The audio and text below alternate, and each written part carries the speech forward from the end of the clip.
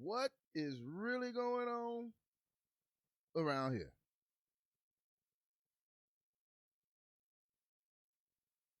Let me see if this is working. Ooh, ooh wee. Okay, I guess I could go live on Facebook, but I can't go live on YouTube. It is what it is. It is what it is. Hey, you guys, I'm here real quick. Real quick, real fast. I just want to talk to you guys about something. I was trying to do this on YouTube, but YouTube won't let me. So what's up, Book? How you guys doing? No offense. I'm here. What's happening with you guys? What's happening with you guys? Anthony James, what's going on with you? Duwana. Hey, girl. Hey, Anthony, I'm about to talk about literally what you and I were just talking about the other day. The other day, I spoke with a few other people on the subject matter, and they said, Tyrone, you need to tell people what you mean. So I think I'm going to tell people what I mean. Again, I'm going to upload this on YouTube. I was actually trying to do this on YouTube. If you can, go over to the YouTube channel. It's the Soapbox Heroes channel. Hit subscribe. Hit the like, the notification bell so you can be notified when we do it big. Also, if you're here, go over to the Anonymous Letters to My Ex page right here on Facebook and see what we got going on there. But hey, without further ado, I'm not going to pontificate about nothing too much longer. Let me dive right on in. Anthony, yo, what's up with you? Hey, you guys, so look, I want to talk about this. I asked the question last week, what was worse? The judge hugging Amber Guyger and this deputy's rubbing of her hair. Now I read a report that said the deputy said that she was checking her hair for contraband, but I think we know that that's a lie. Gary Lynn, what's up with you, man? What's going on with ya? My boy Jay. Jay, I'm going to talk about that Tyler Perry thing later, too. Tyler Perry did something great. He opened up a studio, his own studio. He's not trying to sit at somebody else's table. But yeah, you guys, I want to talk about this. And I'm going to be real quick, real frank. I think that it was worse what this judge did than a police officer taking Dillan Roof to Burger King. What's up with you, Gary? What's up with you, brother? We still got to get that show going. But yeah, I think it was worse what this judge did and what this bailiff did than the police officers taking Dillan Roof to Burger King. It's Dillan Roof. I always say Ruth with a TH. And I was looking today, his name is spelled R. Who cares? But the reason why I say I personally feel like this is worse is because a judge is supposed to have fairness and deference. A judge is not supposed to take sides. As far as the judicial system goes, the judge has a higher hierarchy than a police officer. The police officer arrests you and take you to who? The judge, to be judged. I also think it's worse. I think it's worse that she gave Amber Guyger a hug. I think this whole display was worse than taking Dillan Roof to Burger King for one reason. They were trying to hide that. This judge wasn't trying to hide this whatsoever. And if you watched any of the court proceedings, you would see that the judge was, what's a good word? She was perturbed with the fact that Amber Guyger may have been found guilty. I did a show on it on the radio. Catch me 10 to 12, Monday through Friday, KHSX 101.5 in Houston. I did a show on there last week when I was talking about it before the actual guilty verdict. I was saying that the judge doesn't seem like she wants this lady to go to jail. Gary Lynn, that's what I'm saying. The judge is supposed to be neutral. And I get it. Police officers are also supposed to be neutral, but we know that they're not.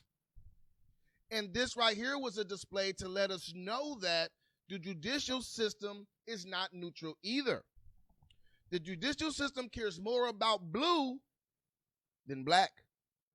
Okay, this judge was a former prosecutor, which means she worked hand in hand with the police for many, many years. A lot of prosecutors, they have goals on becoming judges, and when they become judges, they are pro extra hard on the law. They are pro lock them up. But when it came to Amber Guyger, she wasn't. And so again, the question was, what was worse? Those police taking Dillan Ruth to Burger King after he murdered those people? Or this judge hugging Amber Guyger after she was convicted guilty of murder? The way that I personally look at it, you guys, and look, I could be wrong, but this is my opinion. Everybody is entitled to theirs. My opinion is this judge was worse than those police officers who took Dillan Ruth to Burger King, because a judge is supposed to be fair and impartial. The judge has the last say. The judge has the last say. And I'm going to be honest with you. As a black person, I'll be honest with you. If a white person take a white person to Burger King after they did a crime, that's something, you can expect that. I'm not saying everybody does it. I'm not saying every white person was empathetic to Dillan Ruth, but you can expect that. I don't know if I was ready to expect watching a judge give an outright embrace to someone who has been convicted of murder, and the same judge has never done this any of her time on the bench. It wasn't just a hug. I would challenge anybody to go back and watch some of the judge's motions, reactions. She had to walk around when they was making decisions. Her deep breaths when she, whenever it was something that might have made Amber Guyger look guilty. When Amber Guyger would start messing up in her testimony and the judge would give her an excuse and say, hold on, we're going to take a 10-minute break. It wasn't just a hug. It wasn't just a hug. And then I heard some very, very valid points. I heard some people, they said, Tyrone, well, you can't say that the judge should be held at the same with the same fervor as you would a white judge who would have done the same thing, because I also asked that. I said, if this was a white judge, how would the black community act? And I personally think if that was a white judge, if this lady right here, where do you get to it? Right here. If she was white, hugging this other white lady after she was convicted of murder, we would have shut down the courthouse. We would be protesting. I mean, I get it. We're angry. We're frustrated. We're texting about it. We're typing about it. But the reaction would have been 500% different if this judge was a white lady. Let's keep it real. Let's keep it 100. Don't we always say that? We keep it 100. What's up with you, Joseph Daniels? What's up with you, Aaron? And so, look, that's what, you know what, Aaron, I had to think about it. Maybe you're right. I would get back to you on that. But yes, if this judge was a white lady, we'd be ready to burn that courthouse down. We would be like, I knew it. I knew it the whole time. And so my question was, why is the energy different that it's a black lady? Yes, people are frustrated, but it's a different level of frustration. I don't get why the frustration level is different when the act is just as egregious. If the act is just as egregious, how come we don't hold the same energy? If the judge was white and hugged a white lady that was just convicted of murder, we would be in Dallas ready to burn the court down.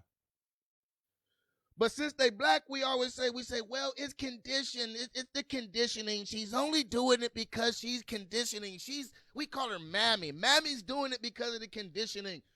I don't think it's because of conditioning. I don't think it's because of ignorance. I think ignorance is a lack of knowledge. I believe that this judge has full knowledge of what she's doing and also knows the ramifications of what she's doing. I just don't think she cares.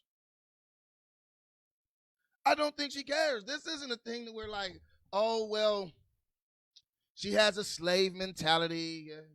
Yeah. And I get it. I understand a lot of people have slave mentalities and things of that nature, phrases like that. But I also think that some people full well know what they're doing and they're okay with it. I think to have a slave mentality and to act in a slave mentality, you have to be ignorant to yourself having a slave mentality or understanding what a slave mentality is. I have no belief in, and this is personal just to me. Again, I could be wrong, but I have no belief that this judge doesn't understand what a slave mentality is. I think her mentality is she protects blue over black. That's a conscious decision. That's a conscious decision. I don't think she's doing it because, conditioning and all that.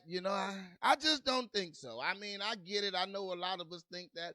I don't think every time a black person does something like this that they're ignorant. Again, ignorance is a lack of knowledge. If I'm mistaken, you guys let me know. Isn't ignorance a lack of knowledge? Do you guys think that this judge, college graduate, sorority, well-to-do judge, don't have any clue of what the slave mentality is? I really think that she does. And like I said, I just don't think she cares. And so back to the original question that I started this off with, what was worse? The judge hugging Amber Guyger or the police officers who took Dillan Roof through that drive-through again? My personal opinion is this. I personally think the judge is wrong. I would feel, this is how I personally take things, okay? If my brother steals from me, I'm going to be more angry at my brother than I would somebody that's a stranger that I expect will steal from me. Those police officers taking Dillan Roof to Burger King, is it really a surprise? I mean, a couple of white officers take a white guy to Burger King. And that's just the way I interpret things. When people close to you do it, to me, it's worse than when people who you expect to do it actually do what you expect them to do. You know what I'm saying? And I've had this conversation with a few people, and that's the only reason I'm addressing it here. I'm gonna be quick. How you doing, Lillian Edwards? Nice to see you. Nice to see you. So yeah, you guys, I personally, I think this hug and this embrace by this bailiff right here, this let me rub your hair. Let me rub your hair. I can't sing no R. Kelly, so I remixed it real quick. Instead of braid your hair, I said rub your hair. I think that these displays are worse than Dillan Roof going to Burger King. Because again, those cops, I'm sure they thought that they were hiding it, but this officer and this judge, they're not even trying to hide it. They're not trying to hide it. You say, Gary Lynn, we have to understand that Amber Guyger was just another corporate entity. That's why the judge hugged her. Good point, Gary. That's what I'm saying, that the judge hugged her because the judge cared more about blue than she cared about black. I don't know if she cared more about blue than she cared about white, but I would guess she does because I'm pretty sure that this judge has adjudicated many cases. Black, white, green, Asian, Malaysian, whatever in the hell you are. But in this particular case, she decided to give her an embrace. And what that does, it actually scares me even more about the court system. And I think this is worse than Dillan Roof because in the black community, oftentimes when we see somebody black, I live in Texas. I vividly remember when people saw the judge that was going to be presided over this case, the first thing black people said was, great, we're going to have a fair trial. The judge is black. Fooled you. Ha ha, jokes on us, right? And that's why I say that Dillan Roof getting taken to Burger King after murdering those people, although that was egregious, it was super egregious, it was terrible. But it's nothing out of the pale of scope of things that we already know is very, very much possible. It's not something that you look at and say, I can't believe that happened. Yeah, you're offended because it did happen, but It's not something that we just can't fathom. But again, that's why I say I think this judge doing this is worse, because I remember how people were like, we're gonna get a fair trial. She's black.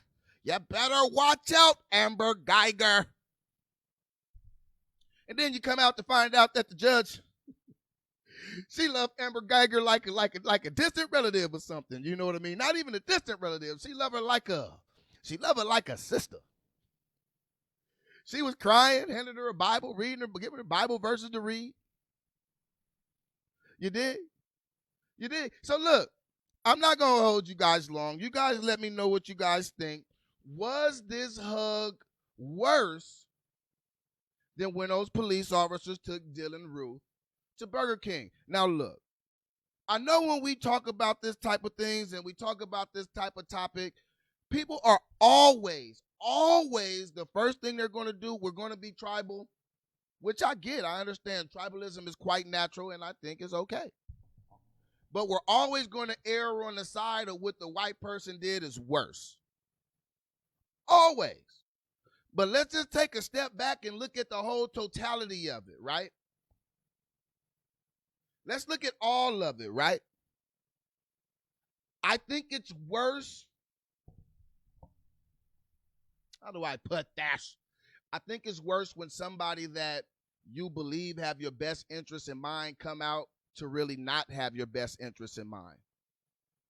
I think as black people, most of us, I can't speak for everybody, but I know generally a lot of us, we already don't believe that police have the best interest in mind.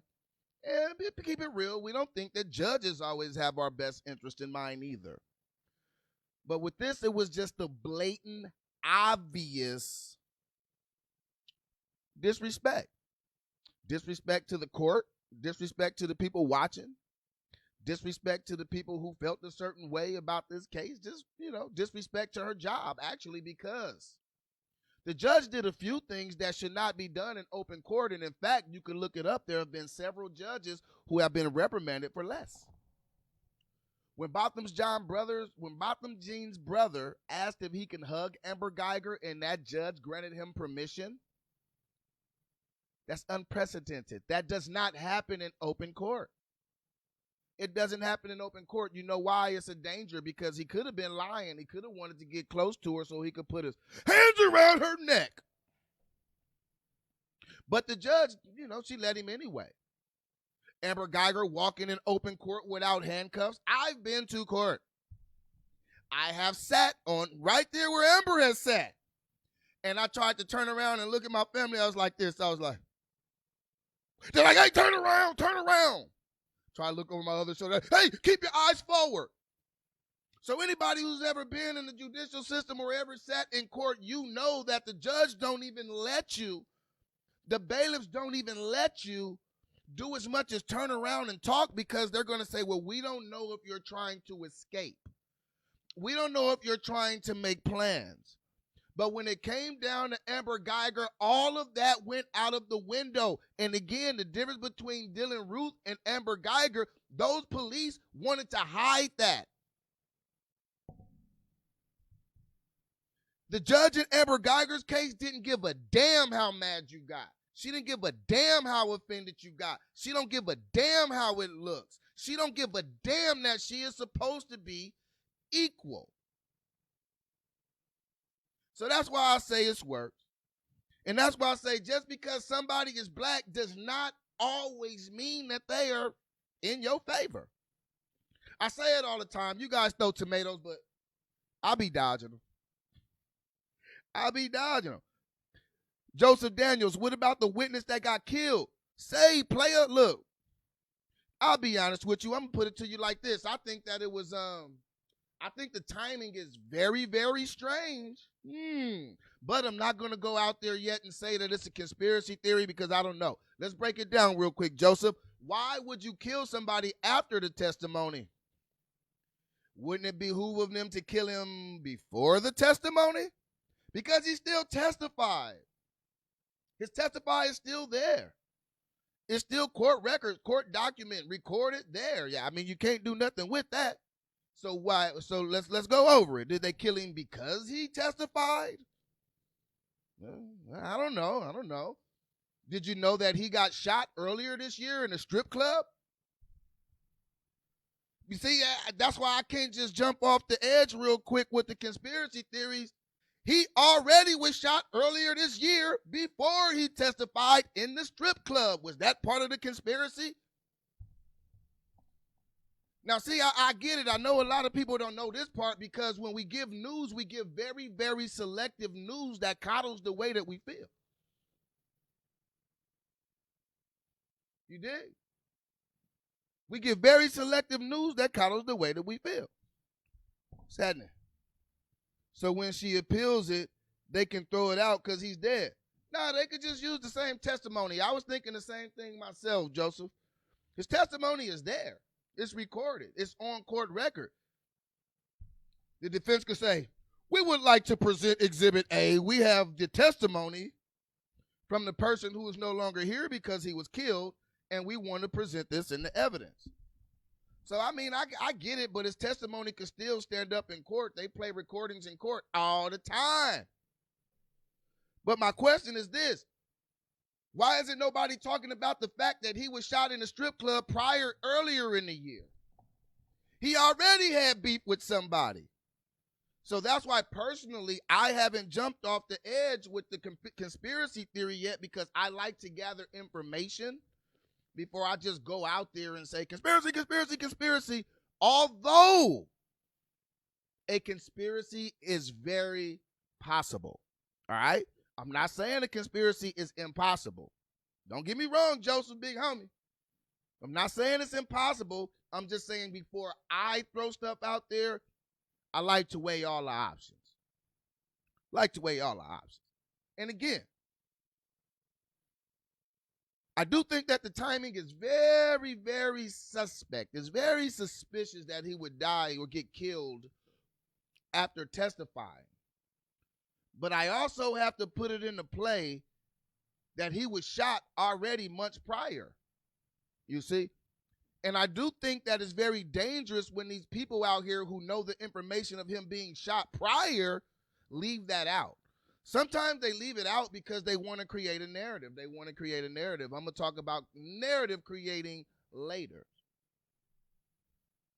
And like I said, sometimes, two things can happen at the same time. Very well may be a conspiracy, but it's possible that it wasn't. And so, personally, I'm going to wait until I know. You right. You 100,000% right, Joseph, my dude. It is very, very, very fishy. Smell like a big old catfish out here in Texas. Smell like catfish.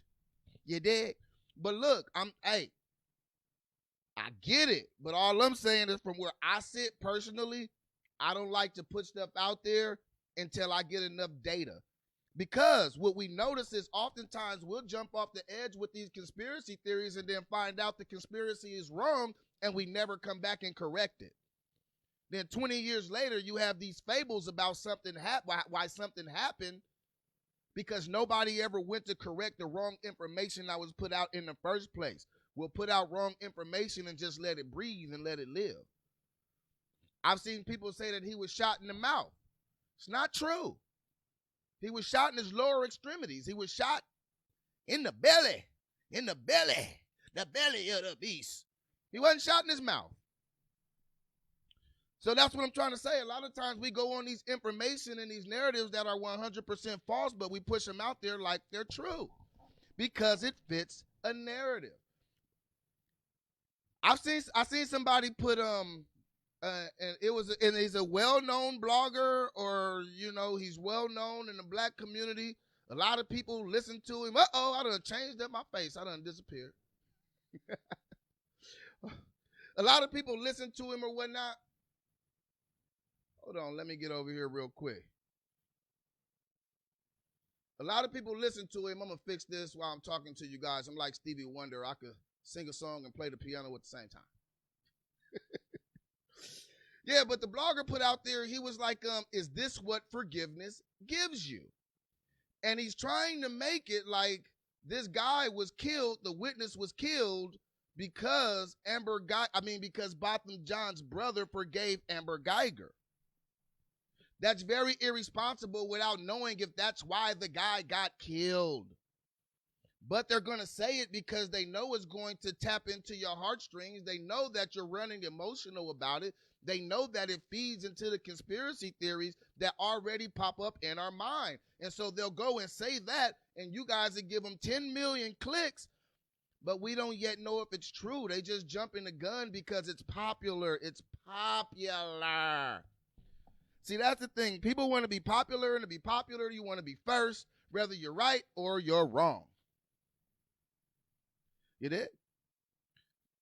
Joseph, right. The reporter tried to hurry up and say it wasn't connected, but they're still investigating. Right. And Joseph, I'm with you. I don't know.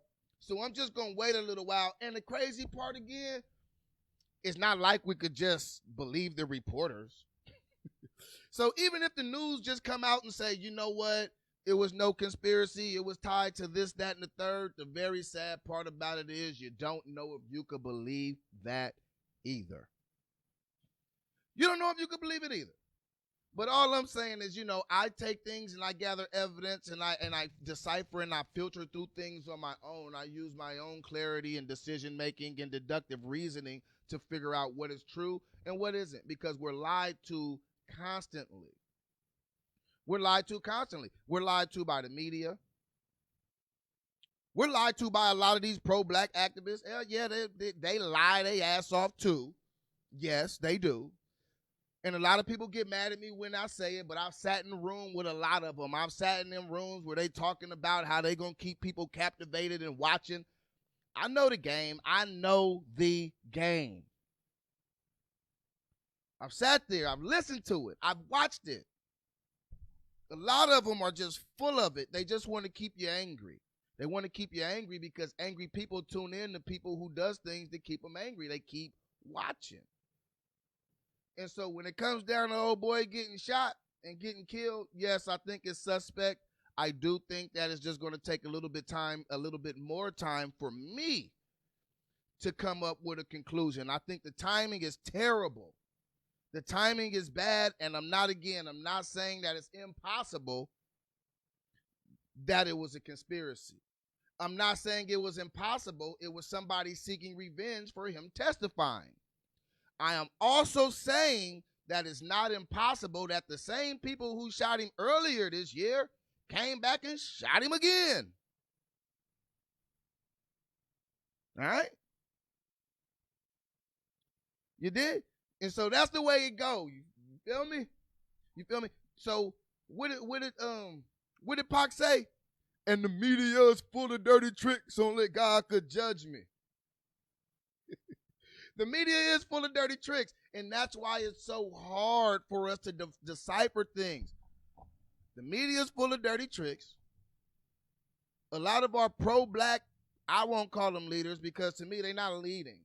They're not leading. They're talking.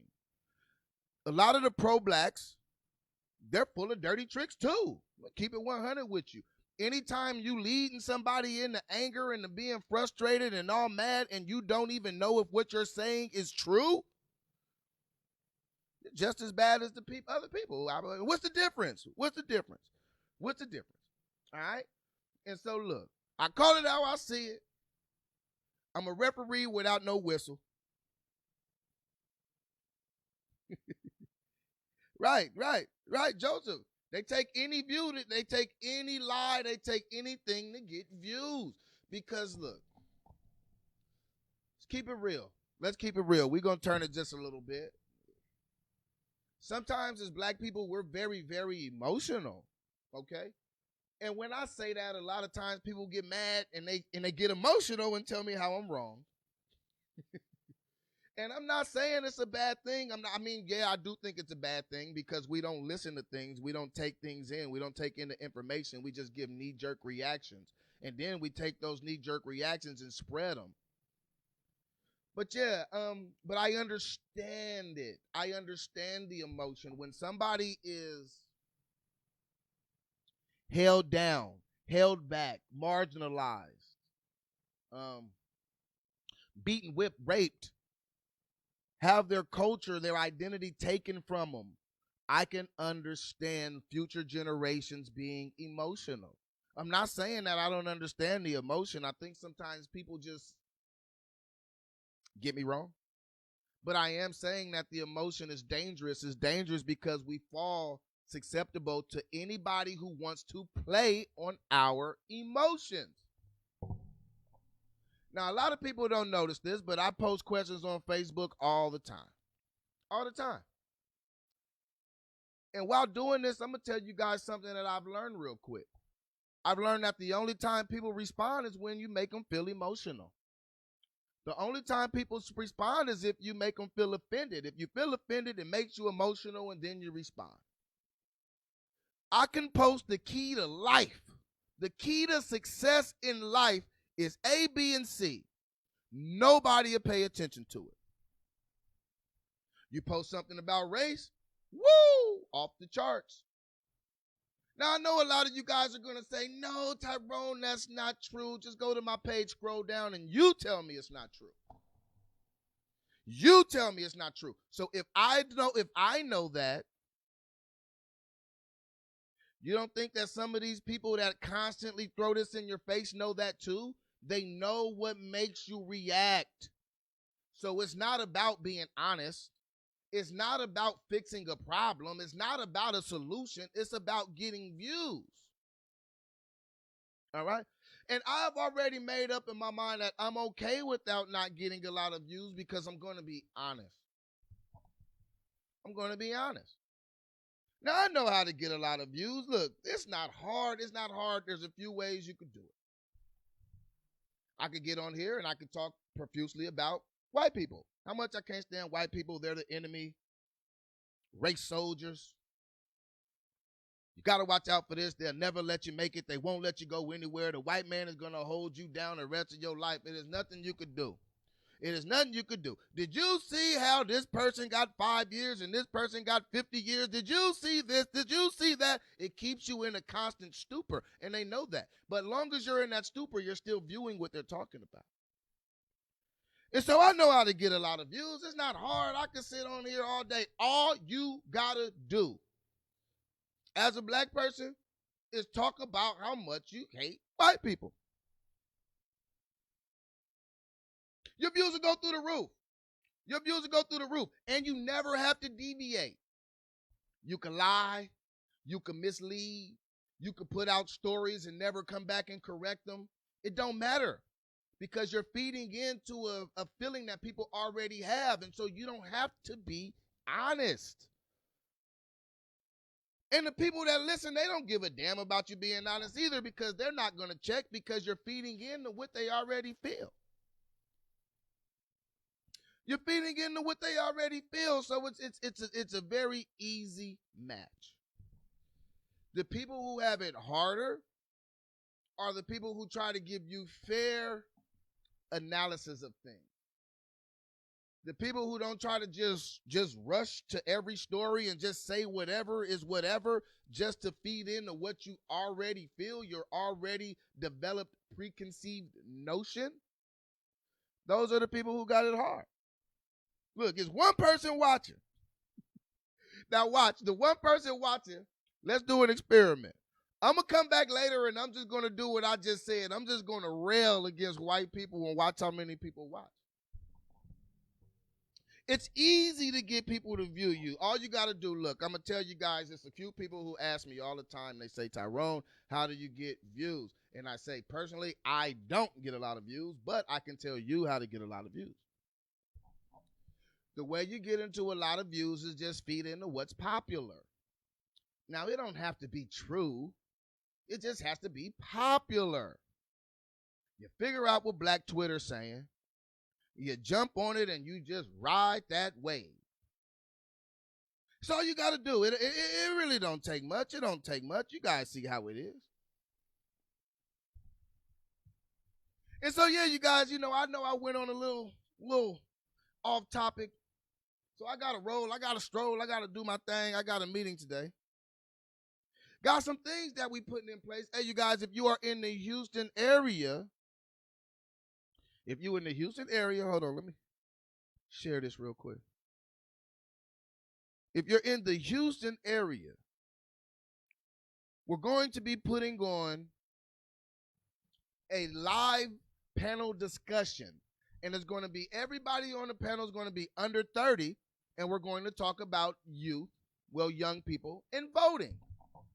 I think I want to title it Old People, This is What We Think About Voting. And I would be considered old in that situation, but I'm getting a panel together. We're doing it down at KCOH, 1230 a.m. And we're going to sit everybody down, and we're going to find out what young people feel about politics and voting. So if you know any young person, anybody between the ages of 18 and 30, inbox me, let me know if they want to be involved. We're going to tape it. We're going to air it on the air. We're going to go ahead and also play it on the different platforms. It's going to be a real production. So, yeah, we're going to do a focus group on voting, and we're going to get the people in there, and we're going to put it on. And when you guys see it, support it. Support it. Support it. If you guys want good media, support it. And if it's not good, don't support it. I could dig it. Your product got to be good if you want people to like it. Big Millie. What's happening, big homie? But, yeah, you guys, I'm about to get on out of here. I just popped up unannounced in the middle of the day to say what I had to say. I think this judge hugging Amber Guyger was worse than them police officers that took Dillan Roof to Burger King. Again, I'm going to say because they tried to hide it, and this judge did it blatantly. Didn't care what you think. And I'm saying it from the perspective of an African-American, a black man, whatever you want to classify me, whatever it is, because I'm getting confused on the different classifications. We might have to do a show on that too. But as a black person who live in Texas, and I heard how excited other black people were when they seen that this lady was going to be the judge. Everybody thought that the trial was going to be fair. And that's why I say it's worse. Because when you see the police, you don't think that it's going to be fair. You know that they're not going to be fair. But in a judge, you at least have some hope that it would be fair. And people out here really hoped and believed that it would be fair. They believed, look, black people automatically thought, oh, yeah, she a sister? Oh, yeah, Amber going down for 28 years. Don't happen like that. It don't happen like that. And so that's why I say it's worse, because it's almost like a pump fake. Like, oh, gotcha, made you jump. But when it came to those police, we fully expect stuff like that. Joseph, hey, man, good looking, man. Appreciate you, man. Hey, I love the fact that you'll take some time to watch out of your day, man. Lily Edwards, you too as well. Let me make that real clear. Every single person that looks, comments, shares, I appreciate it immensely. You guys don't know how much it means to me, because it actually does take a little bit of work to get this stuff up and going. It really does. It does. And it also takes a lot of energy ducking them tomatoes, because they be throwing them. They be, woo, to the left, to the right, duck. Ooh, yeah, that one missed me. So it is what it is. That's what I'm saying. Look, Seth, the judge kept it 100 with the blue, not the black.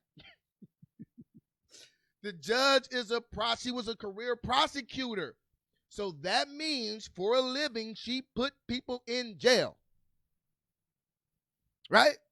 That's what she did. She put people in jail. Before she was a judge, she would have been one of the people that was trying to put Amber Guyger in jail, because Amber Guyger was the defense. She was the defendant. But in this case, she treated the defendant like she wasn't the defendant. She put blue over black. And that's why I say it's worse than them officers taking Dillan Roof to Burger King. If I see a snake, I don't expect it to start barking, because I know it's a snake. My name is Tyrone Irvin. I'm going to go ahead and get out of here. Got some things that I got to run and gun and go do. I'm on the way. We got a meeting. Hey, you guys, we got a meeting today. We're doing that anonymous letters to my ex. If you guys want to write a letter and drop it in, drop it in. Whatever you want to say to your ex, I love you, I hate you, you stink.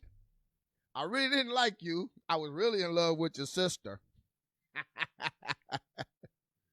You ruined my life. You made my life better. Whatever it is, send your letters.